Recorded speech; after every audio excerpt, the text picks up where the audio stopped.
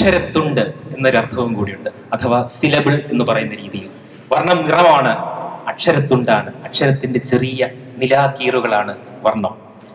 എങ്ങനെ ഈ വർണ്ണങ്ങൾ ചിത്രങ്ങൾ തീർക്കുന്നു, അതുപോലെയാണ് അക്ഷരത്തുണ്ടുകൾ എന്ന വർണ്ണങ്ങൾ കവിതകൾ തീർക്കുന്നത്. ചിത്രവും കവിതയും തമ്മിൽ വലിയ വ്യത്യാസമില്ല. കവിത എന്നാൽ മൊഴിയുന്ന ചിത്രം, ചിത്രം എന്നാൽ മൂകമായ കവിത. രണ്ടും ചിത്രമാണ്, രണ്ടും കവിതയാണ്. ഈ കാവ്യോത്സവത്തിലേക്ക്, ഈ വർണ്ണോത്സവത്തിലേക്ക് എല്ലാവർക്കും സ്വാഗതം. ഇത് മൂന്നാമത്തെ വർണ്ണം പരിപാടിയാണ്.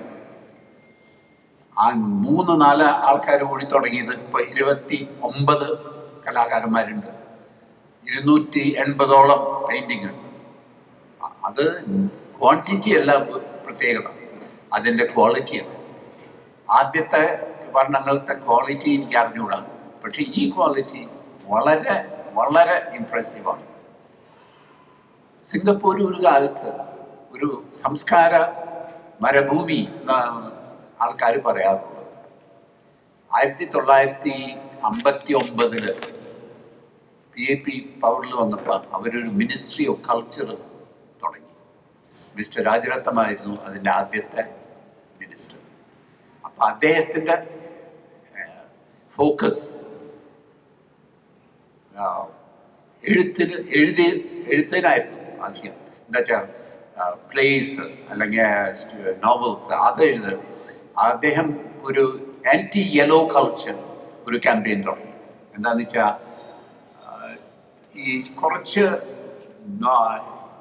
ഈ സാധാരണത്തെ മാറി നിന്നിട്ട് ഉള്ള ഒരു ലിറ്ററേച്ചർ ഇവിടെ വരുന്നുള്ള ഒരു പേടിയുണ്ട്, പ്രത്യേകിച്ച് വെസ്റ്റേൺ ഇൻഫ്ലുവൻസ് കാരണം.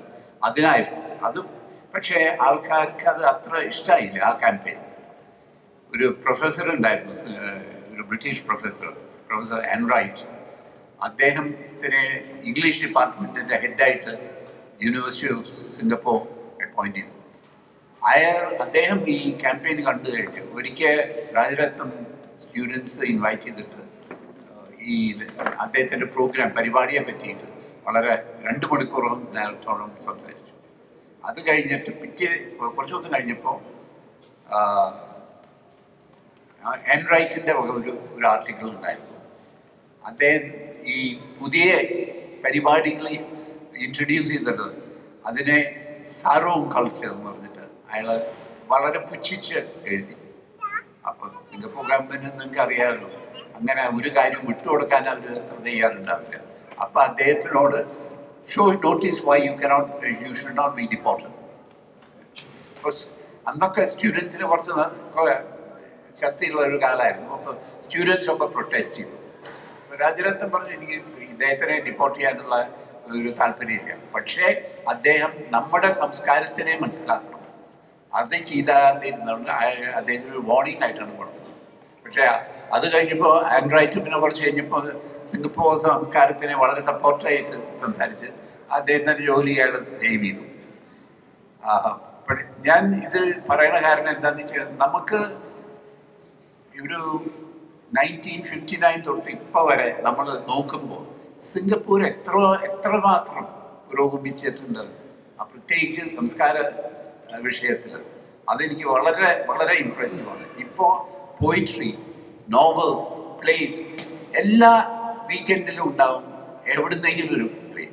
ഇപ്പോൾ മിസ്റ്റർ അനിൽകുമാറിൻ്റെ നേതൃത്വത്തിൽ മിസ്റ്റർ സാബന്തിൻ്റെ സഹായത്തോടു കൂടി ഇവിടെ വർണ്ണം നടത്തിക്കൊണ്ടിരിക്കുകയാണ്. ഈ വർഷം കഴിഞ്ഞ വർഷത്തുമായിട്ട് സംബന്ധിച്ച് നോക്കുകയാണെങ്കിൽ വളരെ അധികം വ്യത്യാസമുണ്ട്, വളരെയധികം മനോഹരമായിട്ടുണ്ട്. 29 ആർട്ടിസ്റ്റുകൾ ഇതിൽ പങ്കെടുത്തു എന്നാണ് അറിഞ്ഞത്. വളരെയധികം സന്തോഷം. ഇതിലും കൂടുതൽ ഉണ്ടാകട്ടെ എന്നും, അതുപോലെ മറ്റ് സംഘടനകളുമായിട്ട് ചേർന്നത് ചൈനീസും മലയും അവരുമായിട്ടെല്ലാം ചേർന്നുകൊണ്ട് നമുക്ക് വലിയ രീതിയിൽ നടത്താനുള്ള അവസരം ഉണ്ടാകട്ടെ എന്ന് ഞാൻ ആഗ്രഹിക്കുന്നു. അതുപോലെ ഇന്നിവിടെ എത്തിയിട്ടുള്ള ഡോക്ടർ കുമാരാജൻ, അവർ ഈ NEC ആയിട്ടുള്ള അടുപ്പം ഉണ്ട്, അവരുടെ സഹായവും നമുക്ക് കൂടുതൽ ലഭിക്കും. അതുകൊണ്ട് അനിൽകുമാരൻ സാവന്തും ഡോക്ടർ കുമാരാജനുമായിട്ട് ബന്ധപ്പെട്ട് ഇതെങ്ങനെ നമുക്ക് ഫിനാൻഷ്യലി ഇതിന് സഹായം കിട്ടുമെന്നും അതേപോലെ മറ്റ് രീതിയിൽ എങ്ങനെ ഇതിനെ വികസിപ്പിക്കാൻ പറ്റുമെന്നും ആലോചിക്കുക. ആദ്യമായി എൻ്റെ ജോലി എന്ന് പറയുന്നത് ഡോക്ടർ പത്മശ്രീ ഗോപിനാഥ പിള്ള സാറിനെ നമ്മുടെ അനുമോദനവും അതേപോലെ നമുക്ക് അദ്ദേഹത്തിന് സ്വാഗതം ചെയ്യുക. അതേപോലെ അദ്ദേഹം ഇവിടെ വന്നതിൽ നമ്മുടെ നന്ദി പ്രകടിപ്പിക്കുക. വളരെ ബിസി ആയിട്ടുള്ളൊരു മനുഷ്യനാണ് സാർ. എപ്പോഴും നമ്മുടെ മലയാളി സംഘടനയ്ക്ക് വേണ്ടി, മലയാളി കമ്മ്യൂണിറ്റിക്ക് വേണ്ടി വളരെയധികം ആത്മാർത്ഥമായി പ്രവർത്തിക്കുകയും എന്ത് സഹായം വേണമെങ്കിലും എപ്പോഴും നമുക്ക് തരികയും ചെയ്യുന്ന ഒരു മഹാവ്യക്തിയാണ്. അദ്ദേഹത്തിന് നമ്മുടെ അസോസിയേഷൻ്റെ പേരിൽ നന്ദി പറഞ്ഞുകൊള്ളട്ടെ സാർ. അനിൽകുമാറും അതോടൊപ്പം കല്യാണിയും ആ തുടർച്ച എന്നും ഉണ്ടാകട്ടെ, ആ നൈരന്തര്യം എന്നും ഉണ്ടാകട്ടെ. എല്ലാ ആശംസകളും നേരുന്നു. കല്യാണി, ഈ ചിത്രം നമ്മുടെ വിശിഷ്ടാതിഥി പത്മശ്രീ ഗോപിനാഥ് പിള്ള അവർക്ക് സമർപ്പിക്കുന്നു.